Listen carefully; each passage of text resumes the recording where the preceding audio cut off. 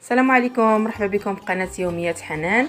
اليوم جبت لكم واحد الشلاضه اللي هي غنيه عن التعريف ديال الفقوس. هانتوما كيف كتشوفوا عندي هنايا الفقوس، شحال ما بغيتو ديروه المهم يكون خضر وما تقشرولوش الجلده ديالته. غادي نحكوه كيف كتشوفوا هكذا في الحكاكه الرقيقه. الحكاكه الغليظه كيجي مفرش بزاف، من الاحسن يكون الحكاكه الرقيقه. هانتوما كيف كيخرج. غادي نستمروا تنحكوه كله. ها هو من بعد ما حكيناه هانتوما كيف كيجي كيبقى ناشف شويه، ما كيكونش فيه الماء بزاف. دابا غادي نديروا له العطريه ديالته.